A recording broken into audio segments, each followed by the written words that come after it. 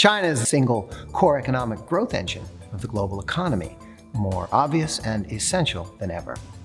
Consider the contrast, the triple header of turmoil we are witnessing in the West: economic weakness, the chaos of political instability, and the coronavirus pandemic, all but out of control. We must all be called together to recognize this critical moment, not for its politics, but for humanity's sake. We must look at China fair and square. No propaganda, no politics, just reality as we hope for our future. China is the world's largest safe, stable, and successful society and country on the planet. It is. There are no guns. Violent crime is extremely low. Households report satisfaction among the highest in the world, cooperating with their government. 90% of families own their homes and 90% basic healthcare coverage. Consider the recent Harvard Global study of citizens most satisfied with their governments and their lives. Doesn't surprise me, China is number one. Let's talk about why. Because people mainly want two things in daily life. They want stability and they want to feel safe. You may care more to scream at the top of your lungs that President Donald Trump is a big old orange-haired clown. But here in China, you're not allowed to disturb your neighbor, your neighborhood, and by extension, the stability of the society. There's a balance of law and order, while free to pursue a better life. And we genuinely hope the Chinese government will continue doing the terrific job it has been doing for the past 30 years or so. Because when any government in the world starts doing a bad job for its citizens, they suffer. And we're seeing that in America now. But we do not want to see America struggle. So then, we must identify where the strength is in the world right now. And that strength is found in China. Number one, the coronavirus is 100% under control here right now. Wherever a few local cases are identified, the outbreak is quickly traced, managed, and extinguished. Plus, there's a 2-week quarantine buffer at the border to keep the virus out. Number two, in the age of 24-hour social media, the global community are more informed than ever. And listening to the US State Department say that the Communist Party of China is a brutal, evil regime, aggressively repressing people of all faiths and religion, as opposed to the simple truth, this past Sunday, we all went to church. Millions and millions go to church. Temples, mosques. You want to go, you're free to go. It's that simple.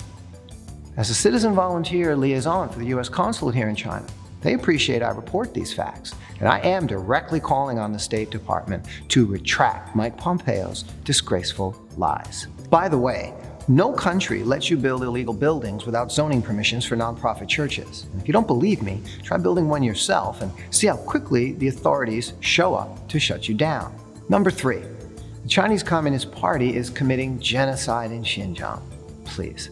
As opposed to the simple truth that Uyghurs and all minorities enjoy multiple preferential policies. They're more prosperous than ever, with all schools teaching in their native language.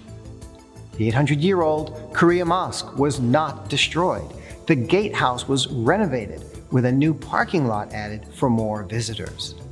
A satellite map of a supposed concentration camp is actually a 5-star apartment complex. They told you birth rates for Uyghurs declined significantly. They intentionally didn't tell you Han birth rates in the same region also declined. The regional birth rate dropped from 15.8 per 1,000 people in 2017 to 10.6 in 2018. This is for two crystal clear reasons. The government has implemented the same family planning policies to everyone, and a vastly improved education system means more younger women are pursuing education to improve their lives instead of having more babies. IUD use is in line with many other countries, and greater attention has improved the rate of women's gynecological diseases, reduced from 41% in 2010 to only 29% in 2018. And the Uyghur population has increased by 3 million since 2010, so whose mind is so twisted to call that genocide of the Uyghurs?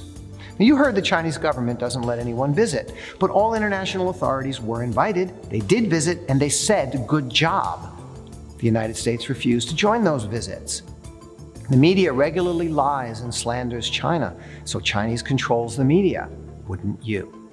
Is the Black or Latino community in America able to share a similar positive story of improvement, growth, and education? No. Number four, international student exchange programs are a regular part of the university system in China, as any country. Chinese exchange students are all over the world, learning about the world. Number five, foreign companies are leaving China in droves. No. The U.S.-China Business Council and American Chamber of Commerce in China have clearly told the world American companies in China aren't going anywhere. In fact, over a third of them are still increasing their investments and commitments here. You are wise. You are an independent thinker, and I implore you to use your reason and sense. Blaming China for your troubles is a fool's game. Blaming Trump for America's problems is also a fool's game, because America's problems began 20+ years ago, and that is why he was elected in the first place. Let go of your politics. Take a breath and ask what humanity on this planet really needs. Do we really need American-style freedom, democracy, and military warmongering shoved down our throats? While it is true humanity is safer thanks to the U.S. military, U.S. imperialism and bullying is guafanla, way over the line. It has gone far beyond that noble goal, killing and displacing millions of innocent people, and it needs to stop. Doesn't stability and safety for everyone sound right? Here's a quote. Humanity lives in a global village where the interests and destinies of all countries are intertwined and must be allowed to develop. Sounds maybe like Hillary Clinton, but no. Those are the words of Chinese President Xi Jinping, and they speak exactly to the hope and action the world and humanity needs right now.